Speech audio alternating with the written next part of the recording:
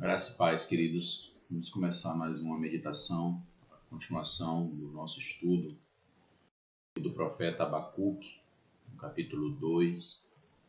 Temos visto a progressão dessa profecia, como Deus usou Abacuque naquele momento, um momento em que Deus está suscitando os caldeus, Deus está suscitando os babilônicos contra o seu povo, em um processo disciplinar, um processo, em um momento de tratamento, de tratativa da parte de Deus para com o seu povo. Nós vamos dar continuidade, eu gostaria de ler do versículo 1 ao versículo 5, mas meditaremos nos versículos 2 a 4, que diz assim a palavra do Senhor. Por-me-ei na minha torre de vigia, colocar-me-ei sobre a fortaleza e vigiarei para ver o que Deus me dirá, e que resposta eu terei à minha queixa. O Senhor me respondeu e disse: escreve a visão, grava-a sobre tábuas, para que a possa ler até quem passa correndo. Porque a visão ainda está para cumprir-se no tempo determinado, mas se apressa para o fim, não falhará. Se tardar, espera-o, porque certamente virá, não tardará. Eis o soberbo, sua alma não é reta nele, mas o justo viverá pela fé. Assim como o vinho é enganoso, tampouco permanece o arrogante, cuja gananciosa boca se escancara como o sepulcro, e é como a morte, que não se farta. Ele ajunta para si todas as nações e congrega todos os povos. Oremos ao Senhor. Santo Deus e nosso bendito e bondoso Pai, louvado seja o Senhor para sempre, ó Deus. Graças te damos, Senhor, neste momento, nesta oportunidade que nós temos de adorar o Senhor, de te glorificar e te bendizer, ó Deus, ao meditarmos na tua bendita palavra. Senhor, fala conosco, Senhor, precisamos ouvir a tua voz. Nós não merecemos ouvi-la, Senhor, porque os nossos pecados, eles fazem separação entre nós, ó Senhor, mas nós precisamos te ouvir. Por isso suplicamos graciosamente, Senhor, fale conosco, que nos alimente, ó Deus, das tuas verdades, e destrua em nós toda ignorância, ó Deus, ou toda altivez, toda arrogância, ó Pai, dos nossos corações, toda altivez, ó Deus, todo egoísmo, toda vaidade, tudo aquilo, ó Pai, que faz o homem ensoberbecer-se, ó Deus. Que o Senhor venha, ó Pai, destrua em nós e que sejamos transformados e sejamos humildes, ó Deus, como o Senhor requer. Bem-aventurados humildes de espírito, porque deles é o reino dos céus. Portanto, nos ajude, derrame do teu Espírito sobre as nossas vidas, ó Pai. Oramos a Ti em nome de Cristo e pelos méritos de Cristo Jesus. Amém. Depois de se colocar como um atalaia, versículo 1, e nós vimos na meditação anterior, um vigia, uma espécie de vigia, um tipo de mediador, o profeta ele vai receber a resposta do Senhor. E a base dessa resposta ela é o verso 4, que o próprio apóstolo Paulo vai usar de uma forma livre na tradução grega para aplicar a vida cristã, escrevendo em suas cartas. E a ênfase que é dada aqui é que é dito pelo Senhor ao povo, é que o justificado, ou o que é justificado por Deus, que é aquele que crê, que confia nas promessas do Senhor, tendo o auxílio do Espírito Santo para isso, esses viverão. Porém, os soberbos, os arrogantes, são aqueles que são afeiçoados à mentira, são aqueles que desprezam as palavras do Senhor, aqueles que buscam glória própria. A ação e postura do profeta, no versículo 1, é de um sentinela.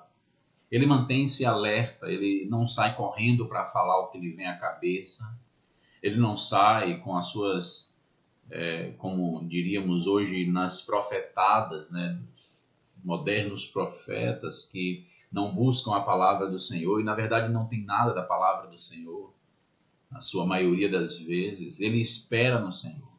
Suas palavras devem ser as palavras do Senhor. E o Senhor, então, ele vai falar.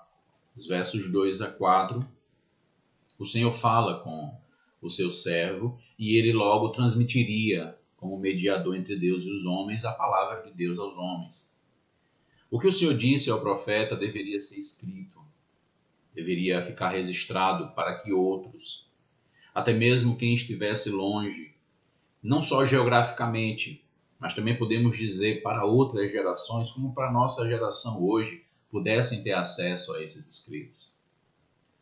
Mas também para que servisse de ensinamento e de instrução a todo momento.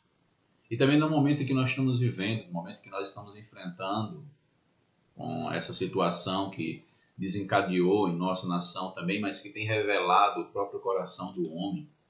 Não só o vírus em si, mas tem revelado o próprio íntimo do homem. E aí então no verso 2 ele começa a descrever, que até quem passar correndo possa ler. A mensagem deveria ser nítida e compreensível, deveria ficar à vista de todos. E isso como uma preparação, uma ação graciosa da parte de Deus para aqueles que ouvissem a mensagem, quem sabe até mesmo procurassem o arrependimento, ou por meio do arrependimento procurassem o perdão do Senhor e a restauração que vem somente no Senhor. Veja que o nome de Deus aqui que aparece no versículo 2 é o nome que aparece em todo maiúsculo, a digitação em caixa alta. E esse nome ele faz referência ao Deus pactual, ao Deus da aliança. Logo, eles deveriam entender que existem bênçãos e maldições. E nós, então, sempre fazendo referência a esse momento de bênçãos e maldições, para que fique muito claro em nossas mentes que tudo aquilo que vem das mãos de Deus para nós, ele tem um fim específico. E ele pode sim estar vindo como uma circunstância de bênção ou de maldição. Pode estar vindo por uma questão de obediência ou desobediência do povo, assim como pode vir também somente porque Deus queira que assim aconteça. Essa visão ela não era somente para eles, ou para aquele tempo. Olhe para o verso 2 e 3 novamente. O Senhor me respondeu e disse, escreve a visão, a profecia que foi dada em visão. Grava sobre tábuas, para que possa ler até quem passa correndo. Porque a visão ainda está para cumprir-se no tempo determinado, mas se apressa para o fim, não falhará. Se tardar, espera-o, porque certamente virá, não tardará.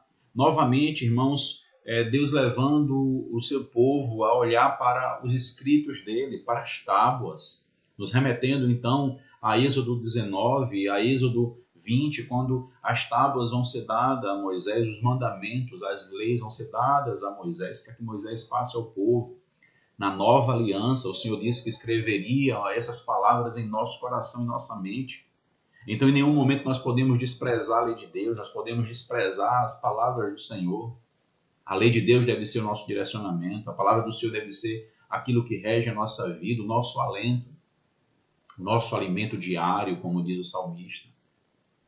Meditei nas palavras do Senhor, como o Salmo 19 vai expressar tão belo, antes mesmo de amanhecer, já meditava nas palavras do Senhor, me antecipando ao amanhecer. A visão estava para se cumprir. A visão, a profecia dada a Abacuque estava para cumprir-se. Isso nos mostra que havia um tempo determinado. E isso como há um tempo determinado para todo o desígnio do Senhor. Tudo acontece no tempo certo. Tudo acontece debaixo da soberania, do governo e do poder de Deus. Essa certeza deve estar em nossa mente e coração, para não nos desesperarmos. Nós não podemos viver em desespero, em achismo de que as coisas estão tudo erradas ou não haverá mais esperança. Então, essa certeza de que Deus governa todas as coisas deve estar em nossa mente para nos dar paz, mas, sobretudo, para nos fazermos glorificar a Deus, para nos fazermos exaltar a Ele em todo o tempo, aquele que tem o domínio sobre todas as coisas, a confiarmos nele, sobre todas as circunstâncias, sobre todos os homens, sobre toda a criação. Ele é Senhor. A visão ela tem um cumprimento pontual, mas ela também tem cumprimentos futuros. O profeta olhava para frente, o profeta olhava para um momento em que estavam aguardando. E aqui é interessante porque parece que se ela parecer demorada, Abacuque, não se desespere, ela vai acontecer. E aí aconteceria nos dias de Abacuque. Ele veria, o povo viveria aquilo. E narram os historiadores que quando a Babilônia invadiu Jerusalém, foi uma ruína só em Jerusalém. O povo de Deus foi assolado quando os babilônicos entraram e assassinaram e levaram cativos para a Babilônia, quando os caldeus fizeram aquele arraso. Aquela profecia que aqui está sendo dada, né, ela vai acontecer com eles. E então, ela também aconteceria em outros momentos. Quando Cristo chega a essa terra, Cristo registra, o seu povo era como ovelhas que não têm pastor, estavam todos dispersos. E ele vem então buscar as ovelhas perdidas da casa de Israel. A própria igreja estava em ruínas. O próprio povo de Deus estava em desolações. Aconteceria nos tempos de Abacuque, mas aconteceria em outros tempos.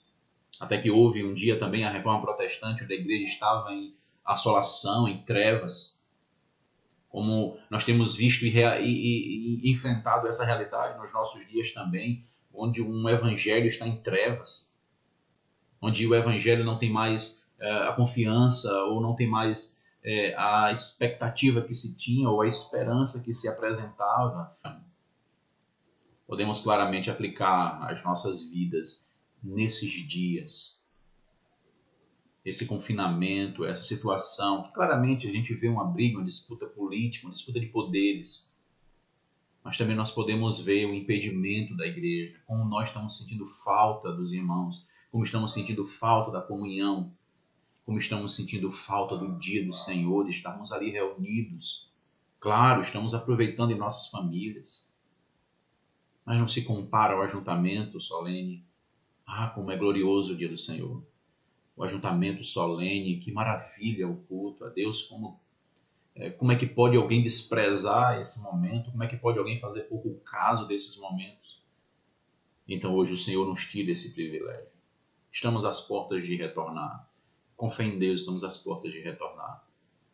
Mas nós precisamos entender essa profecia que é dada aqui, diz, olha, se tardar, se parecer tarde, espere, não vai, parece demorada, mas não vai. Ela vai vir, ela não vai tardar, ela não vai falhar. O verso 13, ele apresenta esse espanto para os homens, não falhará. Ora, Deus é imutável, sua palavra é imutável. Deus é eterno, sua palavra é eterna. Você que tem zombado de Deus, você que tem brincado com o Senhor, cuidado. Não zombe de Deus, não brinque com Deus. Ele tem o governo e o poder sobre todas as coisas. Ele mandou um verme comer um rei em certo momento. Ele fechou a boca de leões quando ameaçava os seus filhos, mas ele abriu a boca dos leões para destruir os inimigos do seu povo. Ele fez um grande perseguidor da igreja cair prostrado e levantar cego. Ele fez com que vários eventos acontecessem. Ele enviou moscas ao Egito. Ele enviou piolhos ao Egito. Ele fez aparecer uma mão e escrever em parede. Por que você duvida do Senhor? Por que você ainda brinca com Ele? Tenha cuidado. O juízo é apresentado, a nação está vindo. O Senhor diz, olha, Abacuque, se parecer demorada, não fique angustiado, ou não fique achando que só menos vai acontecer. Virá assim, vai se cumprir. É um momento em que Deus parece resoluto, não há aqui clamor por arrependimento. Parece que não há expectativa de arrependimento. Parece que Deus diz, olha, vocês agora não vão mais ter uma oportunidade de arrepender-se. Eu vou trazer a disciplina e vocês vão se arrepender no cativeiro.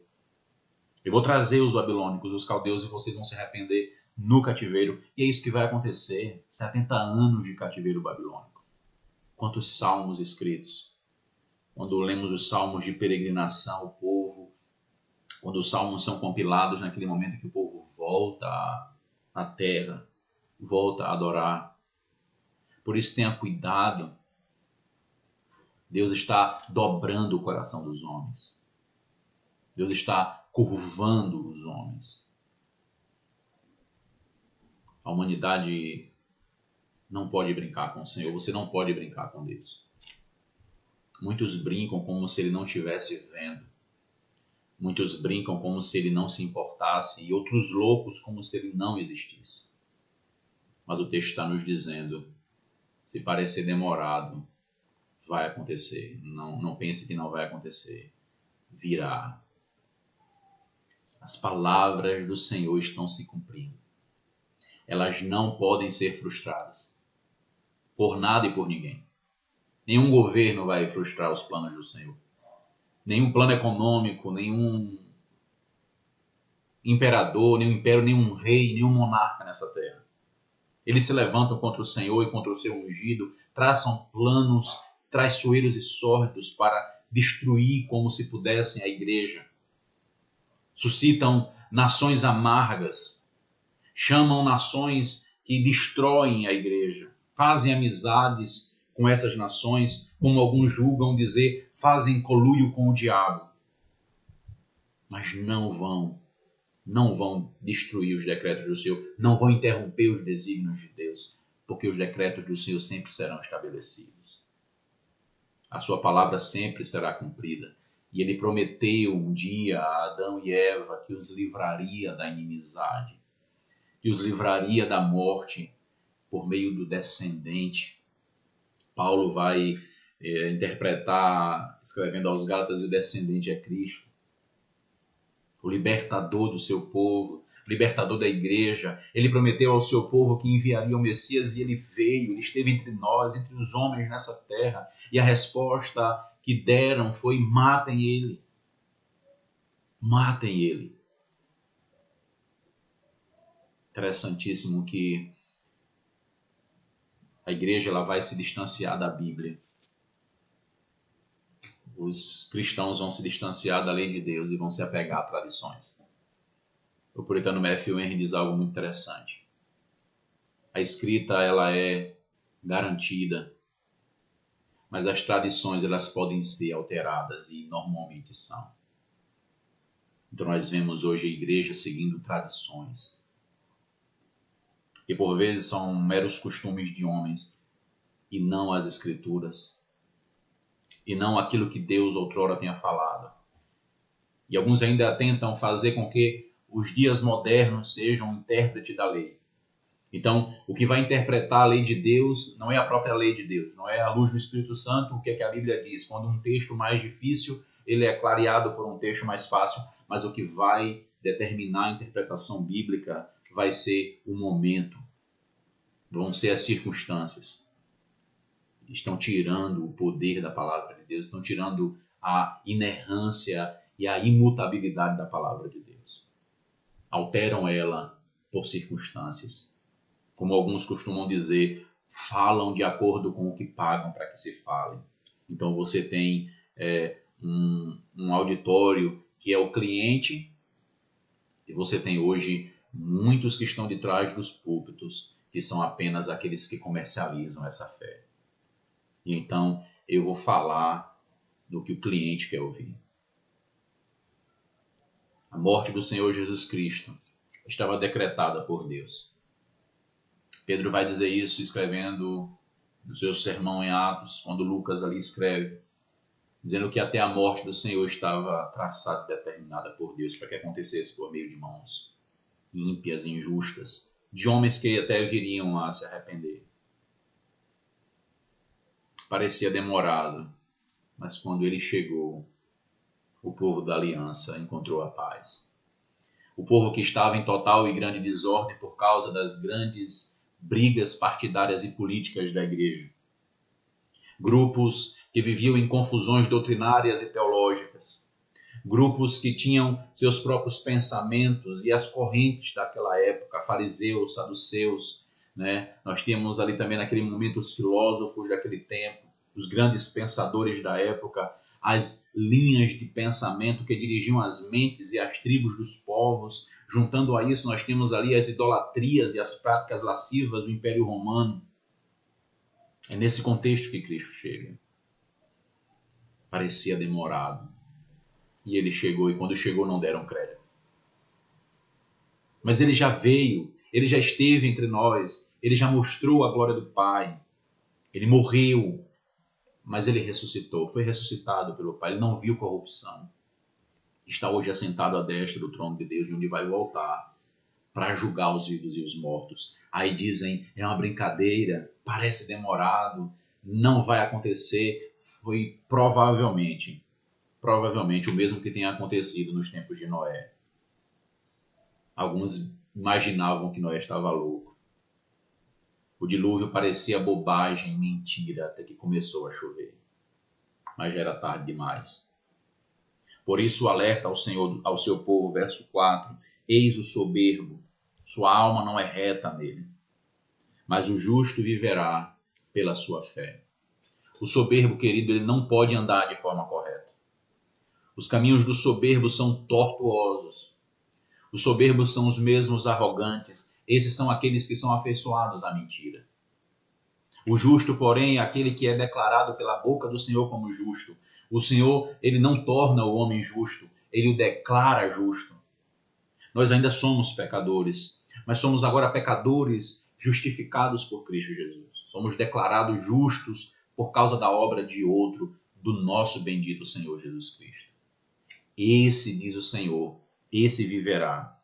O justo viverá. E ele viverá por aquilo que é lhe dado a conhecer. Porque a fé não é um sentimento que os homens têm no coração. A fé não é vendida em igreja alguma. A fé não é adquirida por homem algum. Por isso os discípulos pediram, Senhor, aumenta-nos a fé. E Paulo, escrevendo aos Efésios, vai dizer, a fé é um dom, uma dádiva. A fé é um bem que vem de Deus. É a forma como nós vamos crer e vamos nos entregar ao Senhor. Nós vamos nos curvar à palavra dele. Nós vamos nos debruçar sobre ela e vamos acreditar nela. A fé, ela vai nos levar a entender. A razão está atrelada à nossa fé. Aqueles que conhecem os caminhos do Senhor. Esse trilha um caminho justo. Nós encontramos isso de forma tão magnífica no Salmo 119. Nós estamos encontrando no Salmo 119 de forma tão bela, como em um acróstico maravilhoso, a lei de Deus é ali demonstrada. Como vive aqueles que são declarados justos pelo Senhor? No Salmo 1, queridos, eu queria que você abrisse e acompanhasse comigo. Salmo 1, Salmo de número 1, diz assim: Bem-aventurado o homem que não anda no caminho dos ímpios, não se detém no caminho dos pecadores, nem se assenta na roda dos escarnecedores. Antes o seu prazer está na lei do Senhor, e na sua lei medita de dia e de noite. Ele é como árvore plantada junto à corrente de águas, que no devido tempo dá o seu fruto e cuja folhagem não murcha, e tudo quanto ele faz será bem sucedido.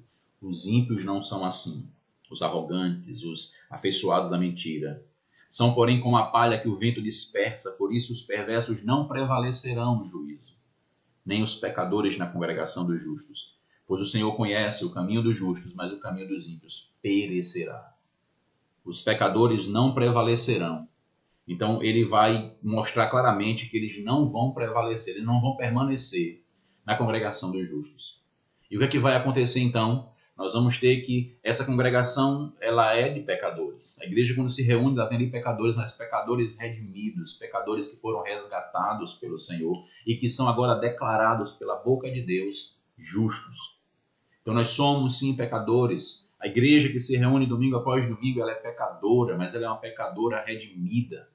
Ela é a noiva do Cordeiro, é a noiva do bendito Senhor, que a comprou com seu próprio sangue, não com as obras dos crentes, não com alguma oração de algum homem. Foi comprada pelo sangue do Cordeiro. Não foi comprada ou adquirida pela boa vontade de ninguém. As profecias são dadas. Abacuque está ouvindo. O meu povo abandonou a lei. A justiça é torcida. Mas haverá um dia em que o Senhor há de julgar todos e os justos serão preservados. A mensagem do Senhor por meio de Abacuque é a mesma a todos os povos. Arrependam-se dos seus maus caminhos. Eis que eu venho com juízo, eis que eu venho para julgá-los. Eu venho para tratar com cada um. Voltem, trilhem os meus caminhos. O caminho deste mundo, meu querido, conduz à destruição. O mundo né? As muitas religiões apresentam uma porta larga, como é descrita por Cristo em Mateus capítulo 7. Uma porta que conduz a uma vida por um caminho espaçoso para os pés, fácil, de bênçãos, onde não sofre, onde não tem dores. Como se fosse por isso que Cristo tivesse morrido, para nos livrar dos problemas temporais, para nos livrar dos problemas que são amargos, que são difíceis, mas problemas que são temporários. Cristo nos livra deles. Sim, ele tem todo o poder para livrar, basta que ele queira, e por isso nós oramos, porque cremos que ele pode livrar, mas ele foi enviado pelo Pai para nos livrar do maior de todos os problemas, a nossa condenação eterna, o inferno, que muitos tolos não acreditam e são ensinadores de outros que também são levados a não acreditar. Assim como Noé, né? Então muitos vão dizer o inferno não existe até que cheguem lá. Assim como muitos diziam de Noé, não vai haver dilúvio porque até que choveu. Cristo morreu, ressuscitou. Um daqueles que estava matando disse naquele momento, naquele evento tão fabuloso, disse ele verdadeiramente era o Filho de Deus. Um dos ladrões da cruz, ele naquele momento é levado pelo Espírito Santo a crer. E ele diz, estamos em real condição, igual condição a Deus, só que nós merecemos. Mas ele não merece. É assim que muitos vivem hoje. Eles entram pela porta larga, as portas da facilidade. Podemos observar isso até mesmo diante do cenário imoral que nós vivemos. Com toda a corrupção e sujeira, malas de dinheiro são encontradas em apartamentos. Tramas, brigas. Nós estamos vendo toda essa confusão para se voltar aos poderes, porque são muitas cifras, irmãos. Amigos, são muitas cifras em jogo. São os deuses deles. E o Senhor há de destruir eles com os seus próprios deuses, até que se arrependam. Porta larga, caminho espaçoso, facilidades que lhes são apresentadas. Satanás fez isso com Cristo. Apresentou a Cristo em Mateus 4 um caminho mais fácil. Mentindo, o que lhe é próprio, mentindo. Por isso aqueles que são soberbos e arrogantes, eles seguem pelo mesmo princípio de caminho, a mentira. Satanás apresentou essa porta a Cristo, mas não era dele aquela porta. E o caminho de Cristo não era aquele. O caminho de Cristo não é o que Satanás queria, ou o que os homens esperam que seja, ou que os homens queiram que seja. O caminho de Cristo foi aquele que o Pai traçou e ele diz, eu vim fazer tudo o que meu Pai mandou fazer. Muitos mentirosos que pregam um caminho de facilidades. Muitos que estão a pregar um caminho sem um preço a ser pago, quando o caminho do Evangelho é um caminho de morte. Fazer morrer a nossa natureza terrena, fazer morrer essas confusões políticas por causa de que amamos homens, quando deveríamos sim amar o próximo, mas nos entregar ao Senhor Jesus. Quando o que deveria reger a nossa observação nas questões de escolha, nas questões das nossas preferências, deveria ser não a pessoa da foto, não a pessoa que está por trás da fala, mas a filosofia de que se fala, o princípio que se tem com respeito a Deus e com respeito à família, com respeito ao próximo, não um respeito, não a figura de interesseiros, mentirosos e gananciosos. E é isso que a gente tem que esperar do coração do homem. Ganância e arrogância e soberba. Mas o Senhor ele nos tratará para nos levar à humildade. Por isso nós precisamos urgentemente avaliar a nossa vida, o nosso próprio coração. Quando culpamos os nossos governantes, mas em um momento de crise, os preços de um álcool em gel, de uma luva ou de uma máscara, o preço de um botijão de água mineral ou de qualquer outro objeto, eles são triplicados. Essa é a natureza humana. Essa é a nossa natureza. Nós queremos nos dar bem. Somos arrogantes, caminho perverso. Porque é mais fácil fazer isso e usurpar agora do necessitado, porque ele vai precisar comprar. Nós queremos nos dar bem. Esse é o caminho do arrogante. O mundo e suas obras lhe dizem: você é justo, você está protegido, mas é mentira.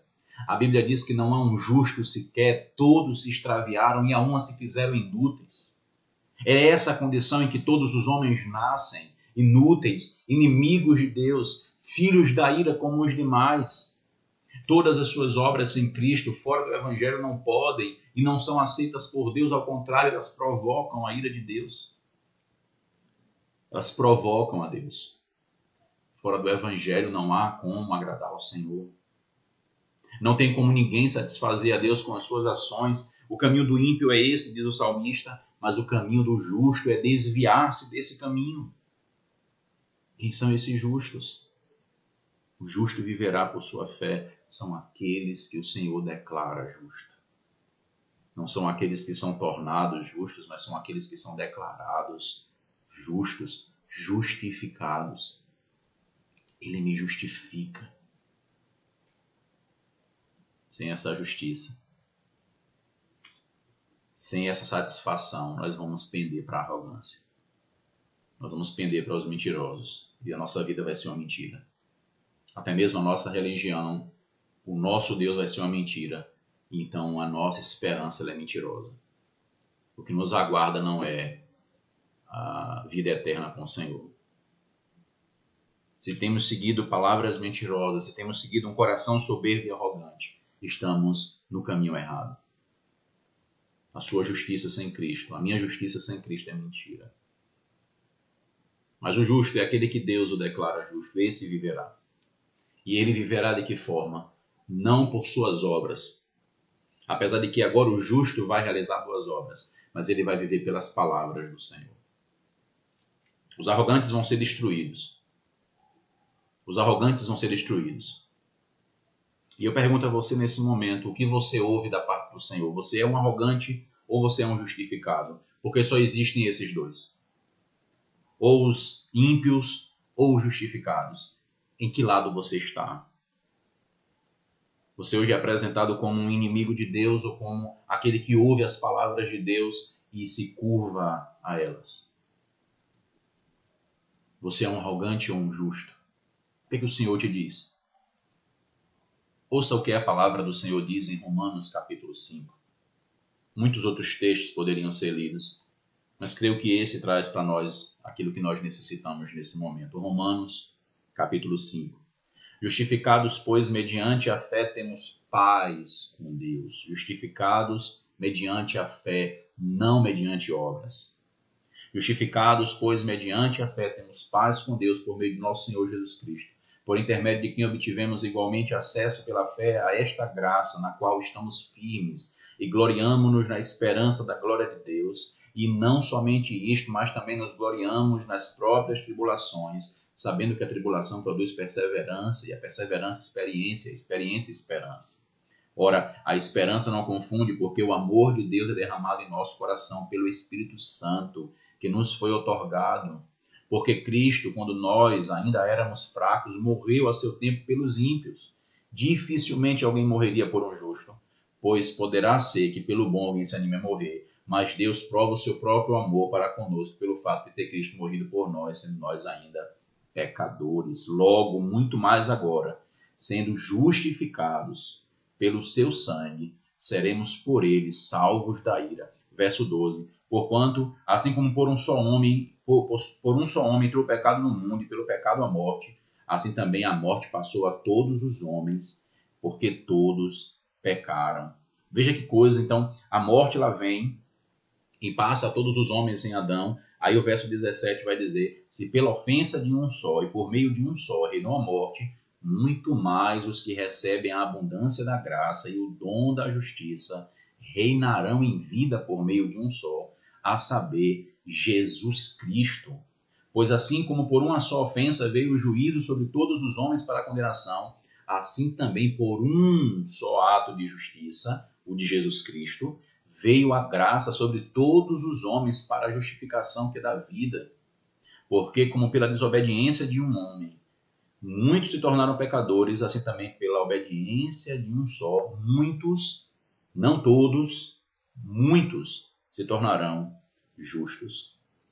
Sobreveio a lei para que avultasse a ofensa, mas onde abundou o pecado, superabundou a graça, a fim de que, como o pecado reinou para a morte, assim também reinasse a graça pela justiça para a vida eterna, mediante Jesus Cristo, nosso Senhor. Em Cristo, e somente em Jesus Cristo, nós somos declarados justos. O caminho dos justos prevalecerá, diz o salmista, o soberbo e o justo. Essas são as duas únicas realidades nessa terra.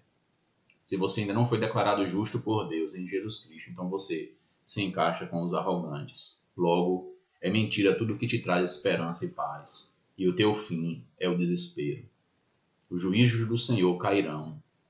Os juízos do Senhor cairão sobre a sua vida e sobre a vida de todos aqueles que são arrogantes nessa terra, os que pendem à mentira.